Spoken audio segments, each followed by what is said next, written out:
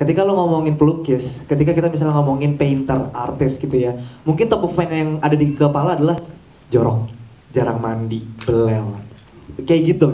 Sedangkan Mas Angga akhirnya memperkenalkan gue dengan dua maestro yang ada di Yogyakarta, Mas Warmanto sama Pak Deddy Sufriyadi. Yang kalau misalnya gue nggak tahu mereka adalah pelukis hebat di Indonesia, gue nggak akan pernah tahu kalau mereka tuh punya profesi tersebut. Lalu ada orang-orang kayak Mas Arin Sunario, lalu ada orang-orang kayak Labandio Pico, bener nggak nyebutnya? Nama pelukis yang akhirnya menginspirasi nama Pico itu sendiri. Orang-orang yang nggak selalu fit in sama si stereotype karakter tadi gitu. Nah itulah makanya alasannya kenapa akhirnya si karakter Pico seru banget buat dia explore, karena akhirnya jadi nggak ada kotak-kotak yang harus gue fit in di dalamnya gitu untuk menjadi seorang pelukis. Dan mungkin itu juga yang terjadi sama teman-teman yang lainnya gitu, berlima yang ada di sini.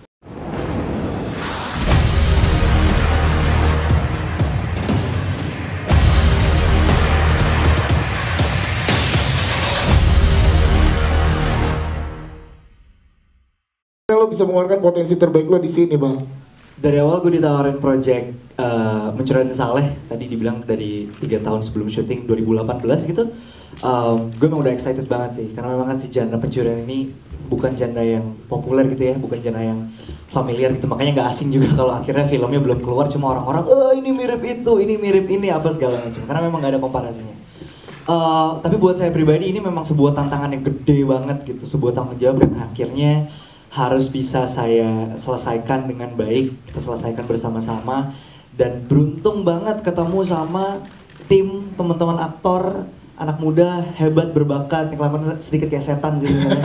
Dan juga director dan juga produser yang luar biasa, ngomong banget gitu ya. Kami di sini nggak dianggap sebagai bocah ingusan yang bisa diketekin gitu, tapi juga sebagai kolega aktor yang didengarkan lah gitu pendapat dan juga opininya. Terus saya mau bahas tentang satu hal yang menurut saya menarik banget. Di awal proses reading, Mas Angga tuh sempat bilang bahwa tujuan beliau untuk menciptakan karakter-karakter ini gitu ya. Mungkin gue bisa lebih ngebahas dari sisi Pico sendiri gitu.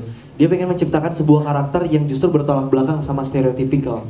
Ketika lo ngomongin pelukis, ketika kita misalnya ngomongin painter, artis gitu ya, mungkin top of mind yang ada di kepala adalah jorok, jarang mandi, belel, kayak gitu.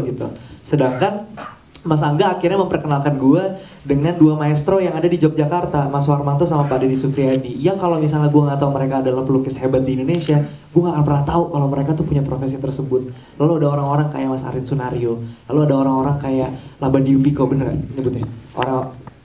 Nama pelukis yang akhirnya menginspirasi nama Pico itu sendiri. Orang-orang yang nggak selalu fit in sama si stereotype karakter tadi gitu. Nah itulah makanya alasannya kenapa akhirnya si karakter Pico seru banget buat dia explore, karena akhirnya jadi nggak ada kotak-kotak yang harus gue fit in di dalamnya gitu untuk menjadi seorang pelukis. Dan mungkin itu juga yang terjadi sama teman-teman yang lainnya gitu, berlima yang ada di sini. Ya, jadi bersyukur banget dan semoga film ini bisa diterima sih dia sama semua orang di Indonesia.